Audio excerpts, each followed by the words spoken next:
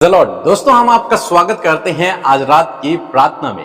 और आज मैं आपसे बात करना चाहता हूं कि हम में से बहुत से भाई बहन हैं, जब वो किसी परेशानी में होते हैं, जब उनके जीवन में कोई समस्या आती है तो वो संगति में नहीं जाते हैं।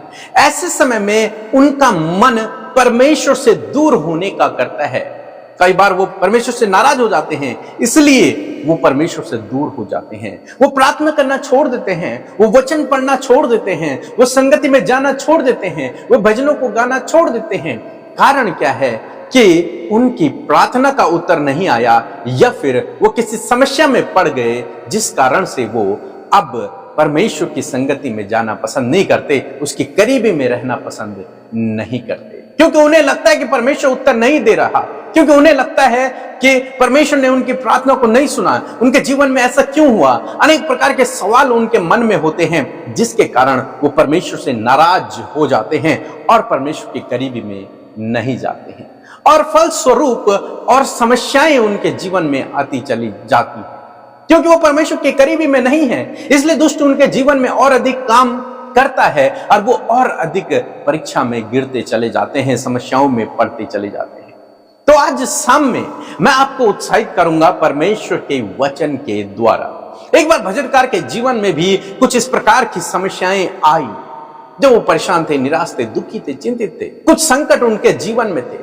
ऐसे समय में वे परमेश्वर से दूर नहीं हुए।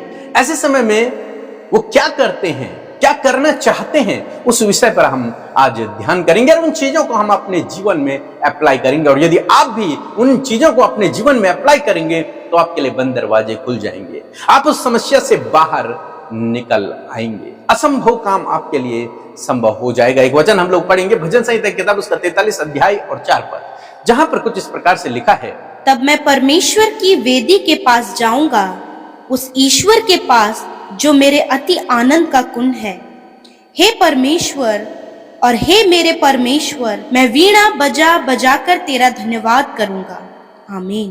दोस्तों, यहां पर भजनकार कहते हैं कि तब मैं परमेश्वर की वेदी के पास जाऊंगा, तब मैं परमेश्वर की वेदी के पास जाऊंगा, क्योंकि वही मेरे आनंद का कुंड है, वहीं से मुझे आनंद प्राप्त होता है, परमेश्वर से ही मुझे आशीषें मिलती हैं, उससे ही मुझे सुख मिलता है।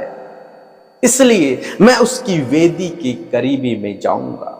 लेकिन आज लोग क्या करते हैं, जो उनके जीवन में समस्या आती है, परेशानियां आती हैं, तो वो परमेश्वर से दूर हो जाते हैं। लेकिन यहां पर भजनकार कह रहा है, जो वो परेशानियों में हैं, तो वो कह रहे हैं कि मैं परमेश्वर की वेदी के समीप जाऊंगा, उस स्थान में जाऊंगा और वहां मैं परमेश्वर के धन्यवाद का भजन गाऊंगा, वीणा बजा बजा कर उसके गीतों को गाऊंगा, उसके भजनों को गाऊंगा। यहां पर दो काम भजनकार कहते हैं। पहली बात, मैं उसकी वेदी के समीप जाऊंगा, उसकी करीबी में जाऊंगा। मीन्स जब भी आप समस्या में हो, परेशानी में हो, निराश हो, कुछ भी आपके जीवन में चल रहा है, आप स्ट्रगल कर रहे हैं, तो आपको सबसे पहले यह काम करना है, आपको परमेश्वर की करीबी में जाना है, आपको उसकी संगति में जाना है, आपको उस समय बाइबल पढ़ना है, उस समय आपको प्रार्थना करना है, उस समय आपको परमेश्वर की जितनी अधिक हो सके उतनी करीबी में जाना है, परमेश्वर के साथ में आपको समय व्यतीत करना है। दूसरी बात, आपको परमेश्वर के भजनों को गाना है, उसके धन्यवाद के भजनों को गाना है।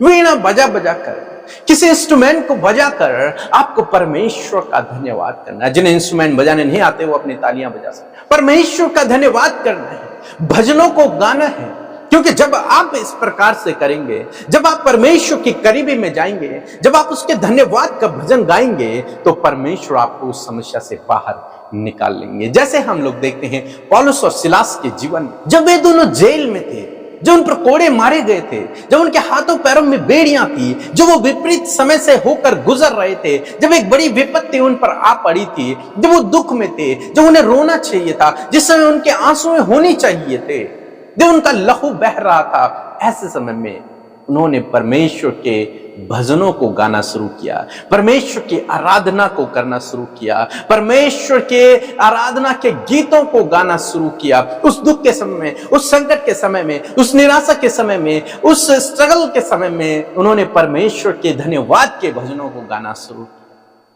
उसकी आराधना को करना शुरू किया। जानते हैं क्या हुआ?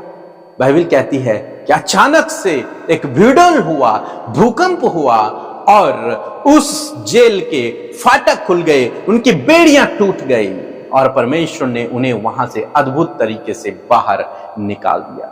जब आप विपरीत समय में हैं, संकट में हैं, मुसीबत में हैं, ऐसे समय में परमेश्वर की वेदी के करीब जाएं, परमेश्वर की उपस्थिति में जाएं, वहां परमेश्वर के भजनों को गाएं, वहां परमेश्वर की आराधना को करें, वहां इंस्ट्रूमेंट बजाएं और परमेश्वर की आराधना को करें। क्योंकि जब आप आराधना करेंगे, क्योंकि जब आप धन्यवाद के भजनों को गाएंगे, परमेश्वर आपको अपने आप उन समस्याओं से बाहर निकाल देगा, उस परिस्थिति से परमेश्वर आपको बाहर निकाल देगा। अचानक से आपके जीवन में काम होगा और आप उस परिस्थिति से बाहर निकल आएंगे। बस आपको क्या करना है? आपको ऐसे समय में परमेश्वर की करीबी में जाना है, आपको ऐसे समय में उसकी उपस्थिति में जाना है। क्योंकि बाइबल कहती है परमेश्वर की उपस्थिति में ये पहाड़ मोम के समान पिघल जाते हैं, और जब ये पहाड़ पिघल सकते हैं तो आपकी समस्याएं कुछ भी नहीं है, आपकी वो परेशानियां कुछ भी नहीं है, वो यूं ही पिघल जाएंगी यदि आप उसकी करीबी में जाएंगे, यदि आप उसका धन्यवाद का भजन